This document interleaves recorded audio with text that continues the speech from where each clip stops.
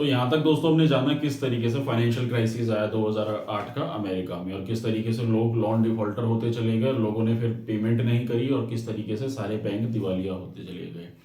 अब आगे बात करेंगे हम थोड़े इंडिया के कंटेक्स्ट के बारे में, लेकिन उससे पहले यहाँ पे एक बहुत अच्छी बात और बताना चाहूंगा कि जब ये सारा फाइनेंशियल क्राइसिस चल रहा था तो अमेरिका के कुछ बड़े दिग्गज जो बड़े पैसे वाले लोग थे जिन्होंने इस सिचुएशन का फायदा उठाया। जी हाँ, जैसे कोविड के टाइम में आप लोगों ने देखा था कि कुछ लोगों के बिजनेसेस सेटअप कर लिए गए थे, जैसे ऑनलाइन बिजनेस काफी ज्यादा उभर कर आया था, या लोगों ने मास्क बेचना शुरू कर दिया था, लोगों ने सैनिटाइजर बेचना शुरू कर दिया था। तो ऑनलाइन जो प्लेटफॉर्म्स की जो शुरुआत हुई थी, बेसिकली ऑनलाइन बिजनेसेस ज्यादा प्रमोट हुए थे, आप लोगों ने कोविड के टाइम पीरियड में देखा था। तो ठीक उसी तरीके से उस टाइम पीरियड में भी कुछ ऐसे बड़े बड़े बिजनेस क्लास लोग थे जिन्होंने इसका फायदा उठाया। तो मैं यहाँ पे एक नाम यहाँ पे मैंने डाला हुआ है कि अपॉर्चुनिटी जब देखी गई तो वैरेन बफेट आप चाहे तो गूगल कर सकते हैं, एक बहुत ही अच्छे बड़े बिजनेस क्लास आदमी हैं जिन्होंने करीब $5 बिलियन लगाया गोल्डमैन सैच कंपनी में। जनरल इलेक्ट्रिक में उन्होंने $3 बिलियन पैसा लगाया। अब आप कहेंगे कि सर इतना पैसा लगाया और ऑलरेडी इतना ज्यादा क्राइसिस चल रहे थे, तो ये वो पैसे वाले लोग थे जिन लोगों ने देखा था कि आने वाले समय में इकोनॉमी का फिर से बूस्ट करेगी, तो इन कंपनीज को, क्योंकि ये बहुत बड़ी कंपनीज थी जिनका पैसा लगा हुआ था, क्योंकि इन्हीं पे डिपेंडेंसी थी ना, क्योंकि जैसे गोल्डमैन सैच की बात करूं तो ये हाउसिंग से डायरेक्ट करती इन्वेस्टमेंट बैंकर था जिसने पैसा लगाया था कमर्शियल बैंक्स में। तो कहीं ना कहीं जरूरत थी कि इनको पैसे की जरूरत थी। जब भी कोई बड़ा इकोनॉमिक क्राइसिस आता है तो एट द लास्ट क्या होता है, पैसे की तो जरूरत होती है ना। सारे बिजनेसेस बंद हो गए तो हर एक उस इकोनॉमी में उस पैसे का एक इंजेक्शन चाहिए होता है, तो वो पैसा लगाया जाता है और वो काफी समय तक वेट करते हैं और एक अच्छा खासा रिटर्न उनको शेयर मार्केटिंग से मिलता है। और इसके अलावा और भी ऐसे काफी सारे नाम है, जैसे मार्क जुकरबर्ग है जो फेसबुक के ऑनर थे, तो इन सब लोगों ने इसमें पैसा लगाया और अपना पैसा बनाया। अब मैं बात करूंगा इंडिया के कंटेक्स्ट में, तो इंडिया का क्या बेनिफिट देखने को मिला। तो चलिए शुरुआत करते हैं। तो जैसे कि आप लोगों को पता होगा 1991 में इकोनॉमिक रिफॉर्म आया था, मेरी लास्ट वीडियो है, आप उसमें जाके देख सकते हैं, लिंक भी डिस्क्रिप्शन बॉक्स में आपको मिल जाएगा कि इकोनॉमिक रिफॉर्म कैसे आया था। तो इंडिया में इकोनॉमिक रिफॉर्म आया था, लिबरलाइजेशन, ग्लोबलाइजेशन, प्राइवेटाइजेशन। तो इंडिया की इकोनॉमी रन कर रही थी, जीडीपी अच्छी ग्रोथ पे थी। तो उसके चलते हुए क्या होता है, आरबीआई जो था ना वो रेट ऑफ इंटरेस्ट को कंट्रोल कर रहा था। अब रेट ऑफ इंटरेस्ट को क्यों कंट्रोल कर रहा था अभी मैं आपको आगे बताऊंगा। और इसी के चलते हुए जीडीपी पे एक बहुत अच्छा कंट्रोल था, जिसके चक्कर में किसी भी तरीके का 2008 में इंडिया को किसी भी तरीके का रिस्क नहीं देखने को मिला। 2008 का जो रिसेशन था ना उसका इंडिया पे ज्यादा मेजर इंपैक्ट नहीं पड़ा। अब ये बात आपको सुनकर थोड़ी सी शॉकिंग लग रही होगी, पर मैं बता देता हूँ उसके रीजन क्या थे। देखिए हुआ क्या था कि 2001 से 2002 में 2 बिलियन की करीब इंडिया की जो वो थी जीडीपी से, वो डायरेक्ट $34 बिलियन पे पहुंच गई थी 2007 से 2008 में।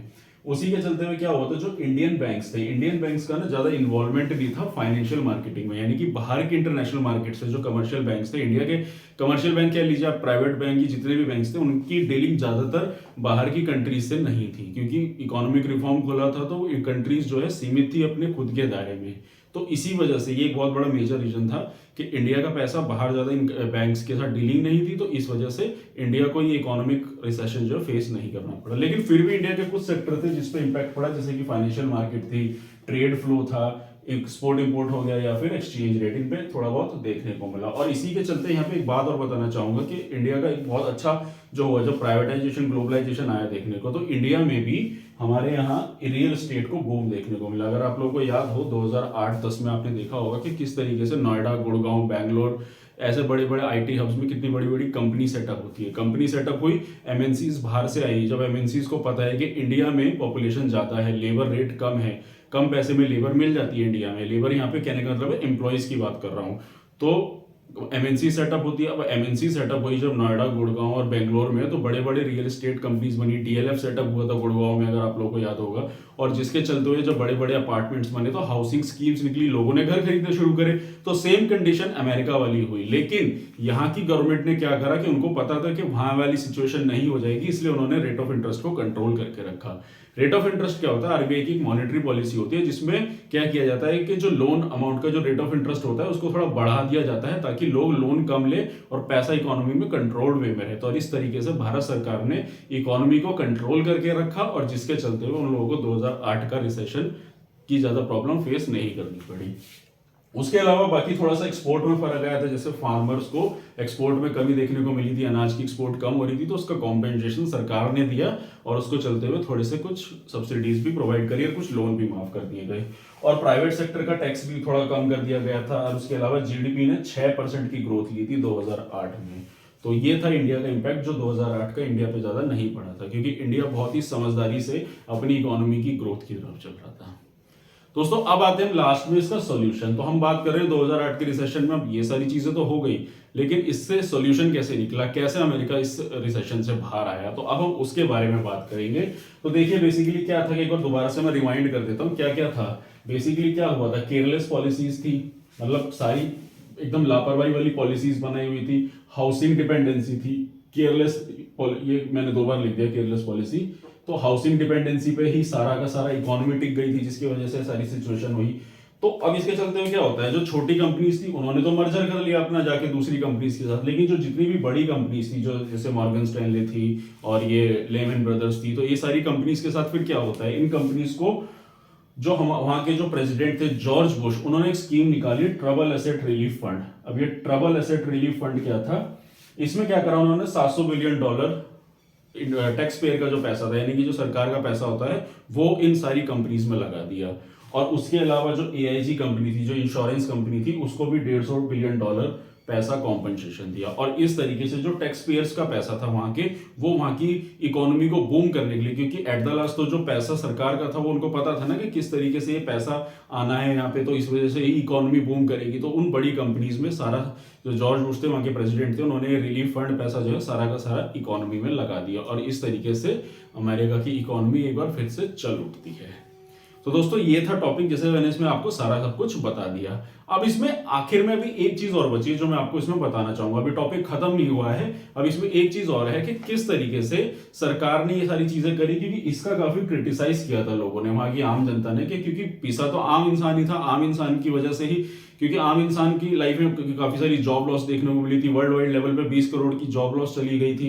उसके अलावा क्या कहते हैं, लोगों के अंदर डिप्रेशन, एंजाइटी, प्रेगनेंसी में बच्चों का मिसकैरेज हुए, लोगों ने सुसाइड करा, ऐसी काफी सारी कंडीशंस देखने को मिली। और उसके बावजूद आम इंसान के पैसे को इस तरीके से इकोनॉमी में लगाना, तो लोगों ने क्रिटिसाइज किया था, लेकिन इसका कुछ हुआ नहीं, और फिर कहीं ना कहीं कंट्री ने तो ग्रो कर ही लिया, और उसी के चलते हुए जर्मनी, जापान, बाकी जितनी कंट्रीज थी उन्होंने भी इसी स्टेप्स को फॉलो किया। तो अब आगे मैं थोड़ा इसके और क्रिटिसिज्म के बारे में बात करूंगा कि जो इंडिया के कुछ इकोनॉमिस्ट जो लोग थे उन्होंने इसके बारे में क्या बताया।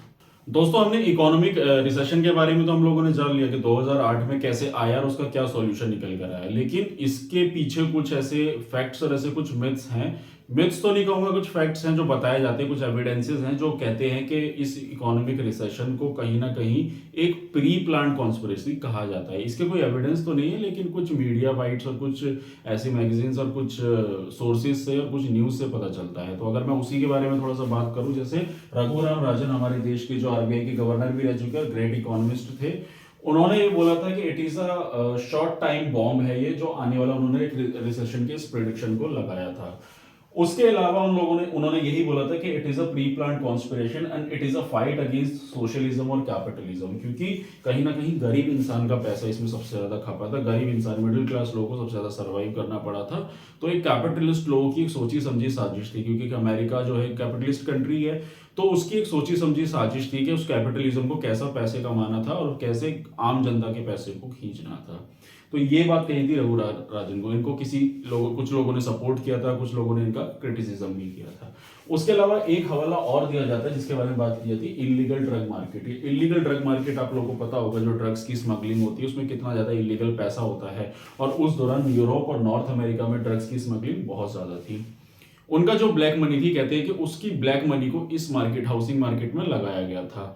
कारण उससे क्या था कि एक मनी लॉन्ड्रिंग होता है, मनी लॉन्ड्रिंग के बारे में मैंने अपनी वीडियो में बनाया। मनी लॉन्ड्रिंग क्या होता है, जैसे मैं बता देता हूँ कि ब्लैक मनी को व्हाइट मनी में कन्वर्ट करना, तो उसी को करने के लिए जो ड्रग माफियाज थे उन्होंने अपना पैसा लगाया था, ऐसे सोर्सेज भी कुछ बताए जाते हैं। तो अगर मनी लॉन्ड्रिंग को और डिटेल में आप जानना चाहते हैं तो डिस्क्रिप्शन बॉक्स में आपको लिंक मिल जाएगा, वहां से लिंक पे देख के वो वीडियो भी मेरी देख सकते हैं। तो बेसिकली क्या था कि मनी लॉन्ड्रिंग को लेते हुए चल रहे थे, ब्लैक मनी, और इसके चलते हुए फिर क्या होता है कि अब जैसे मान लीजिए कि अपना पैसा लगा दिया हाउसिंग सेक्टर में, फिर किसी के याच हो गए, किसी की प्रॉपर्टी हो गई, लास वेगस में काफ़ी सारे क्लब्स रेस्टोरेंट्स थे जो लॉस में जा रहे थे, वो खरीद लिए और उससे इन लोगों ने अपना पैसा बनाया था इस तरीके से। तो ये सोर्स बताए जाते हैं। और उसके अलावा बाकी कंट्रीज के बारे में बात करूँ, उन्होंने अपनी एक्सपोर्ट को बढ़ा दिया था। कहते हैं कि बाकी कंट्रीज में क्या था कि जब अमेरिका में रिसेशन आया, प्रोडक्शन कम थी, प्रोडक्शन हो नहीं रही थी, तो ऐसे में क्या होता, बाकी कंट्रीज से फिर एक्सपोर्ट होने लग गया था, तो उन लोगों ने उससे पैसा कमाया था, जैसे जर्मनी, चाइना।